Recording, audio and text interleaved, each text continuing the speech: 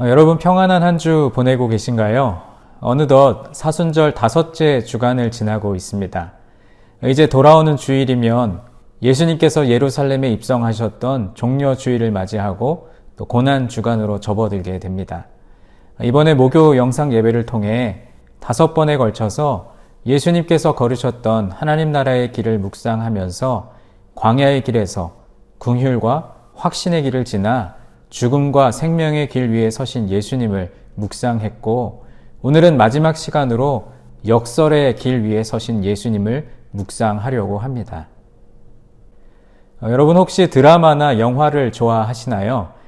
대중의 인기를 끄는 드라마나 영화에 반드시 빠짐없이 등장하는 요소가 있는데, 그것은 등장인물 간의 갈등 관계라든지 극적인 반전이 일어난다든지 하는 요소들입니다. 이러한 요소들이 적절하게 가미되면 시청자들의 공감을 불러일으키는 반면, 때로는 너무 자극적이고 지나친 소재를 선택하면 소위 막장이라는 평가를 받기도 하죠. 예를 들면 이런 소재들입니다. 사랑에 빠진 두 남녀가 있었는데 나중에 알고 보니 혈연 관계였다거나, 밑바닥 인생을 살던 사람이 온갖 고초를 겪던 중에 대기업 회장의 숨겨둔 자식이었음을 알게 된다거나 하는 그런 소재는 아주 뻔한 스토리지만 반전의 묘미를 선사하는 요소로 자주 등장하곤 합니다. 그 중에서도 제가 가장 인상 깊게 보았던 스토리는 인류기업의 회장이 자기 아들에게 경영 수업을 가르치기 위해 말단 신입사원으로 입사하게 한 이야기였습니다. 은퇴를 얼마 앞둔 시점에서 시간이 흐르면 당연히 후계자가 될 수 있는 상황인데, 아들을 말단 신입사원으로 근무하게 하면서 좌충우돌하며 점차 성장해가는 이야기 말이죠. 이러한 일은 드라마의 소재로 등장할 뿐만 아니라 실제 상황에서도 종종 벌어지는 일입니다. 일종의 역할 변화를 통해서 상대방의 상황과 심정 등을 이해하게 만드는 역지사지의 경험을 하게 되는 것이죠. 상대방의 입장을 헤아리기 위해서 상대방이 되어보는 기묘한 경험입니다.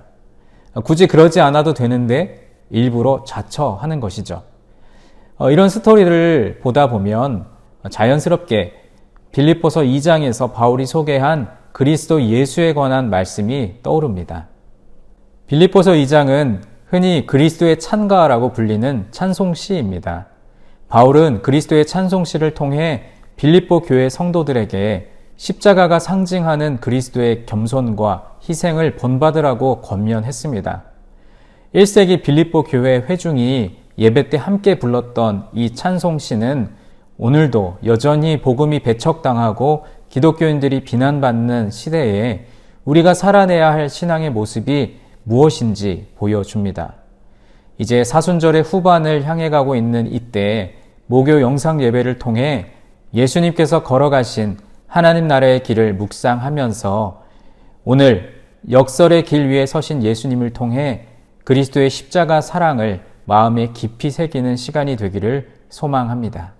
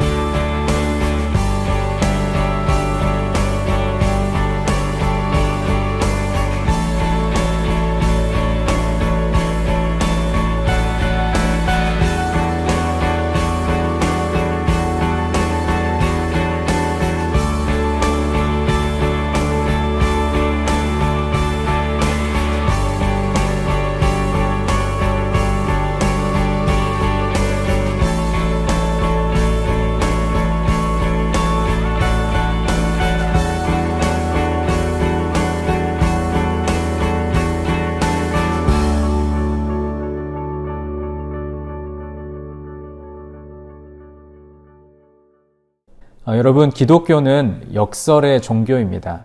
기독교의 복음은 세속적 가치와 세상의 지혜를 뒤집는 역설로 가득 차 있습니다. 그 역설을 잃게 되면 기독교의 복음은 변질되고 그 정수를 잃게 됩니다. 그 역설의 절정은 바로 우리가 사순절을 보내며 깊이 묵상하고 있는 십자가입니다.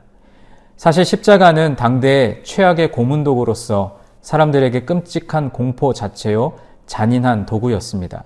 그 십자가에서 그리스도께서 죽임을 당하신 사건이 우리의 생명과 구원을 위한 대속의 죽음이 되었으니 이것이 바로 가장 큰 역설입니다.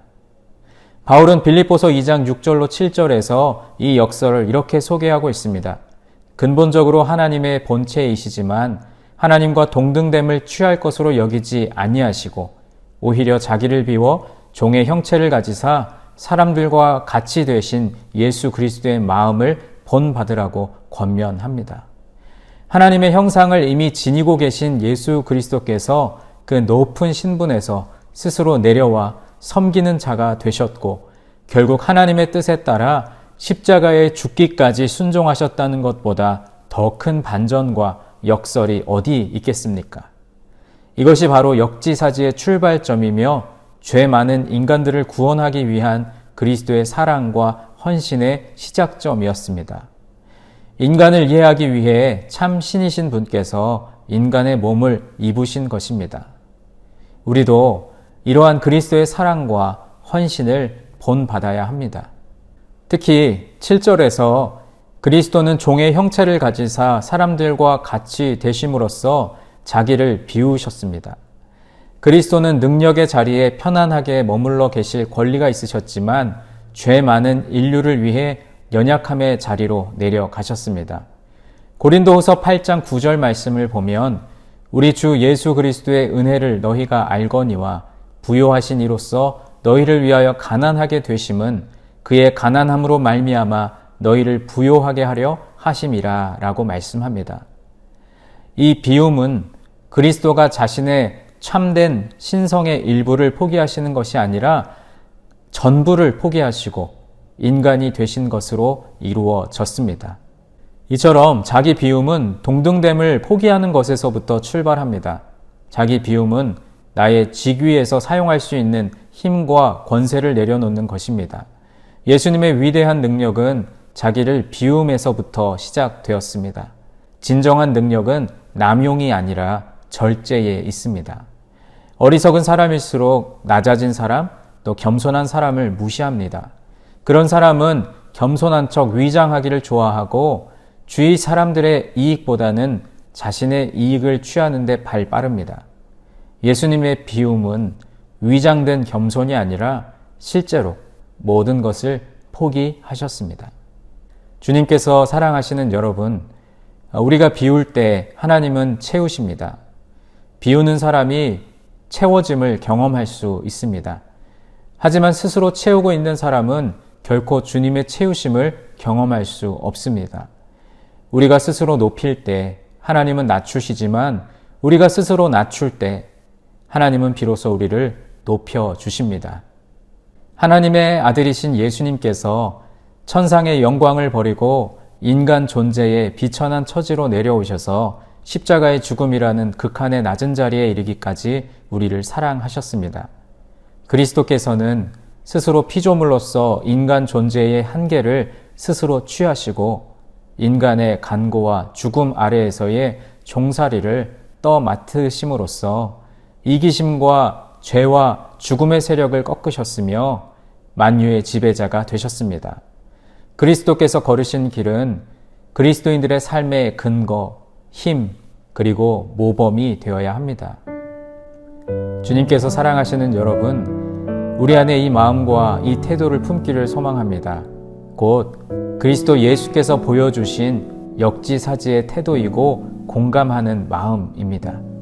그분이 하나님의 모습을 지니셨지만 하나님과 동등함을 당연하게 생각하지 않으신 것처럼 여러분도 신앙을 먼저 가진 자로서 높아지려 하거나 대접받으려고만 할 것이 아니라 오히려 자기를 비워 종의 모습을 취하신 예수님처럼 내가 처음 신앙생활을 시작했던 그때의 마음으로 돌아가서 그리스도 예수의 마음을 품고 십자가를 본받아 겸손으로 살아가시길 주님의 이름으로 축원드립니다. 우리는 사순절 기간을 지내고 있습니다. 이제 며칠 후면 예수님께서 십자가에서 고난을 앞두고 예루살렘으로 입성하실 때 군중들의 환영을 받은 사건을 기념하는 종려 주일이고 예수님의 십자가 고통을 묵상하는 고난주간이 시작됩니다. 천상의 권세를 가지신 하나님께서 인간의 모습을 입고 낮고 천한 십자가에서 죽기까지 복종하신 것은 인류를 구원하기 위한 큰 뜻도 물론이지만 바로 죄로 인해 죽을 수밖에 없는 저와 여러분을 위해 이 땅에 오셨습니다. 기독교의 참된 신앙은 그리스도를 닮는 것에 있습니다. 목회자는 예수님의 인격과 성품을 닮으려 하고 성도들은 목회자의 지도와 양육으로 성숙한 삶으로 나아가는 신앙 훈련이 교회 안에 필요합니다. 그리스도를 닮는 것을 힘쓰지 않는 교회는 더 이상 생명의 소리가 들리지 않고 다투고 분쟁하는 소리만 들릴 뿐입니다.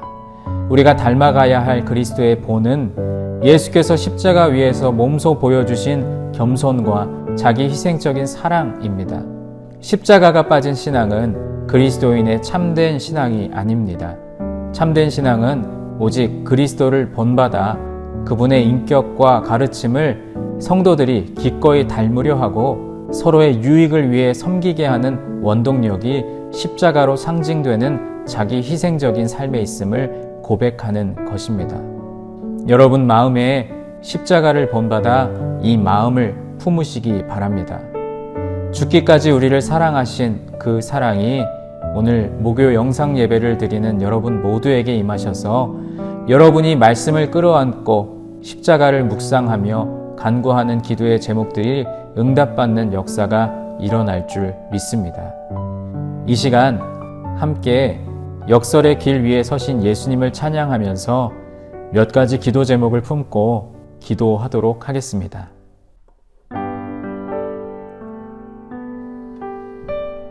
하나님의 본체로서 이 땅 위에 오신 예수님을 묵상하며 함께 찬양하시겠습니다. 이 땅 위에 오신 하나님의 본체 십자가에 달리사 우리 죄 사하셨네.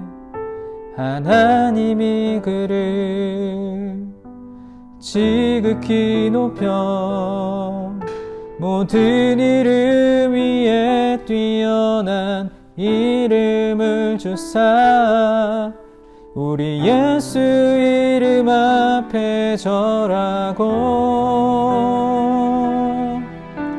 모든 입이 주를 시네. 영광 중에 오실 주를 보리라 선포해. 왕께 만세. 존귀와 위엄을 찬양해.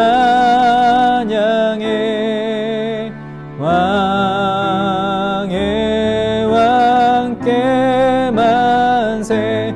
주 예수 하나님.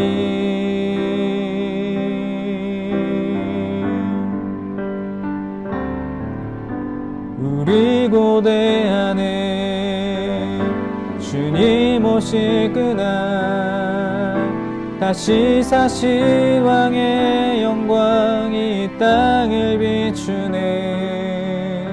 사단의 권세는 주 앞에 무너져 생명과 진리의 주 권세 가장 높도다. 우리 예수 이름 앞에 절하고 모든 입이 주를 시네. 영광 중에 오실 주를 보리라 선포해 왕께 왕세 존귀와 위엄을 찬양해 왕의 왕께 만세 주 예수 하나님 왕께 만세 존귀와 위엄을 찬양해 왕의 왕께 만세 주 예수 하나님.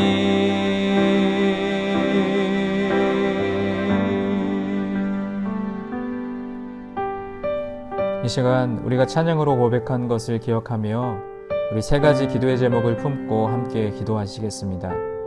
먼저 첫 번째 기도의 제목은 십자가 위에서 우리의 죄를 대속하신 예수님의 사랑과 희생에 감사드리는 기도를 드렸으면 좋겠습니다.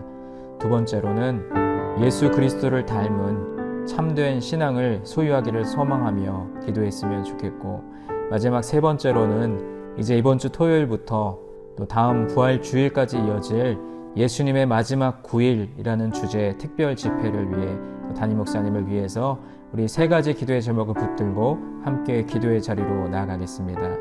하나님 아버지 감사합니다. 사순절 다섯째 주간을 보내며 우리에게 역설의 의미로 다가온 그 십자가의 능력, 그 십자가의 사랑, 그 십자가의 희생을 기억하게 하심을 감사드립니다. 하나님과 근본적으로 동등됨을 취할 분이셨지만 스스로 낮추시고 스스로 자기를 비우셔서 인간의 몸을 입고 오셔서 인간들의 아픔과 그 고통에 귀를 기울이셨던, 그리고 그것에 시선을 두셨던 예수님을 묵상하며 그분에 대한 신뢰와 또 예수님의 그 은혜가 더욱더 이 사순절 기간 우리 안에 깊어지게 하여 주시옵소서. 우리의 죄를 대속하시기 위하여 십자가에 죽으시고 또 부활하신 주님을 믿습니다. 우리 이번 사순절과 또 부활절로 이어지는 이 기간 동안 더욱더 십자가 앞에 나아가 주님의 사랑과 그 주님의 희생을 우리 마음에 깊이 묵상하게 하여 주시옵소서. 또한 예수님을 닮은 참된 신앙을 소유하기를 소망합니다.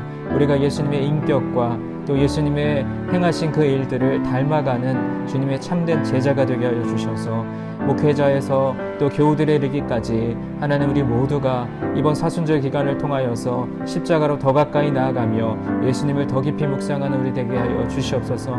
그래야 우리 안에 진정한 신앙이 무엇인지, 진정한 기독교의 그 역설의 진리가 무엇인지를 마음속으로 깨달아 알 수 있는 지혜를 허락하여 주시고, 또 이번 주 토요일부터 시작하여 고난주간과 부활주일까지 이어지는 9번의 설교, 또 예수님의 마지막 9일을 우리가 시간 순서대로 쫓아가며 말씀을 전하실 담임 목사님의 영역을 강건케 하여 주시고, 또 그 말씀을 듣고 말씀에 반응하기를 소원하는 우리 모든 교우들에게 동일한 은혜를 허락하여 주셔서 비록 우리가 대면하여 모이지 못하지만 각자가 있는 그 처소에서 온라인으로 또 함께 예배할 때에 그 말씀의 은혜가 우리 안에 더 깊이 자리할 수 있도록 인도하여 주시옵소서.